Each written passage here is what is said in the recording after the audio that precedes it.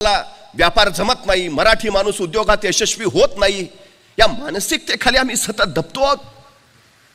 350 वर्षापूर्वी छत्रपती शिवाजी महाराजांची जहाज युरोप, इराण, तुर्कस्तानला, मस्कतला व्यापार करायला जायची. मराठी माणूस व्यापार करत होता, मराठी माणूस उद्योगात होता, मराठी माणूस व्यवसायामध्ये होता. आम्ही ते विसरलो. आमची अडचण काय झाली आहे? आम्ही निवांत राहायला शिकलो आहे, आम्ही आराम करायला शिकलो आहे. सरकारी नोकरीचं बरं असतं, एकदा चिकटलं की डायरेक्ट रिटायरमेंटच. आधेमध्ये कटकट नाही. 11 ते 5 काम, ठरलेला पगार, निवृत्तीनंतर पेन्शन आणि पोराला आपल्याच जागेवर चिटकवायचं. विषय मिटला, आयुष्य सेट. आम्ही संकुचित मनोवृत्तीनं जगत राहतो.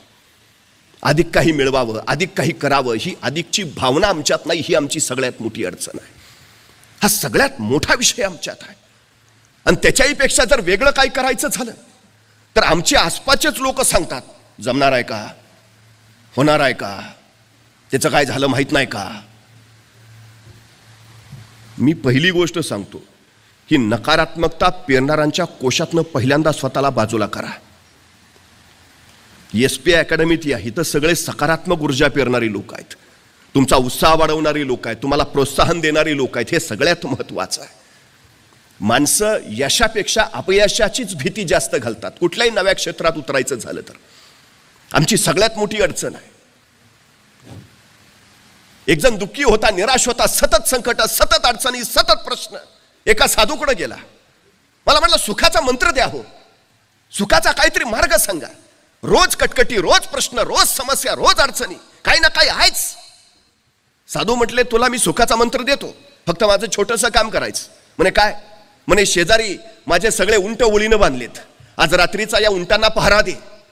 ज्या क्षणी सगळे उंट झोपलेले तुला दिसतील किंवा बसलेले दिसतील त्या क्षणी तू माझ्याकडे ये, मी तुला सुखाचा मंत्र देतो. त्याला म्हटलं एवढं सोपं काम, तयार आहे. तो लगेच त्या उंटाकडे गेला, रात्रभर पहारा द्यायला लागला. त्याला वाटलं की काही लोक 10ला झोपतात, काही 11ला, काही 12ला, पण 1 वाजेपर्यंत सगळे गाढ होतीलच ना. तास 2 तास थांबावं लागेल. पण 9 वाजले, 10 वाजले, 11 वाजले, 12 वाजले, उंट जागेच. नंतर त्याच्या असं लक्षात आलं, एक बसला की दुसरा उठून उभा राहायचा.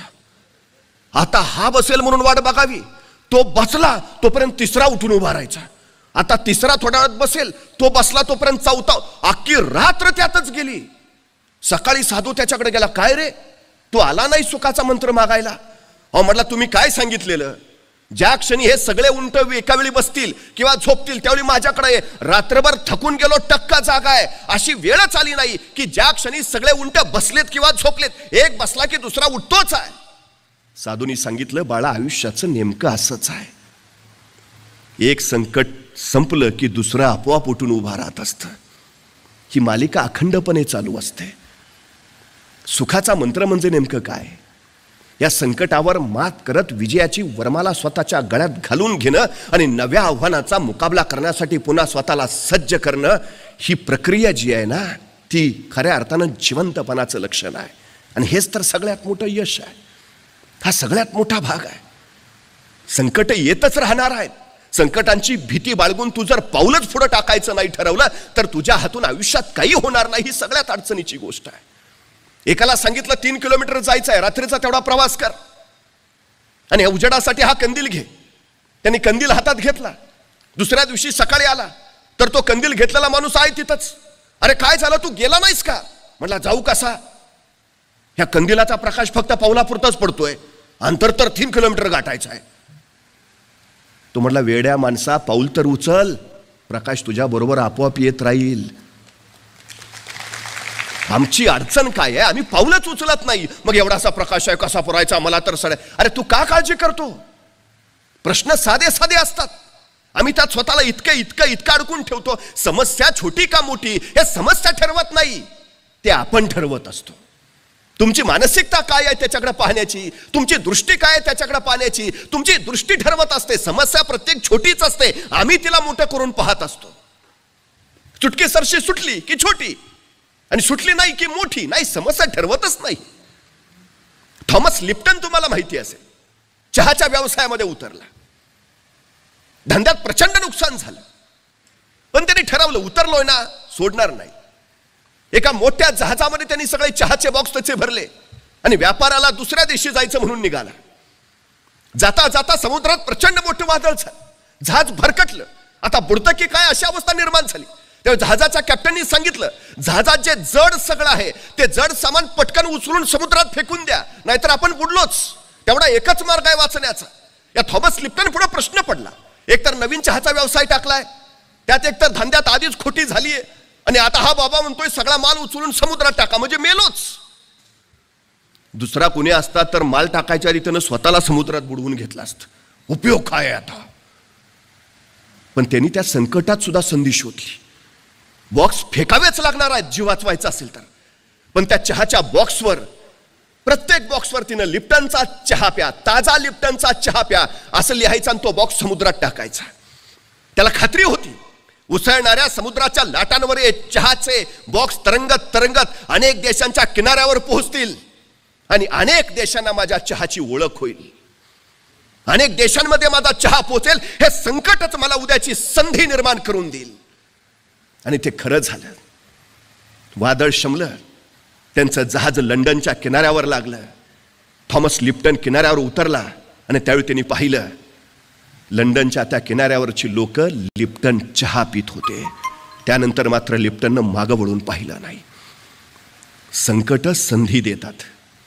आम्ही काय करतो, संकटांना कारण समजतो, सबबी भयानक अडचण आहे आमची.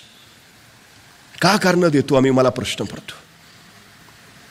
नाही आमची परिस्थितीच नव्हती हो,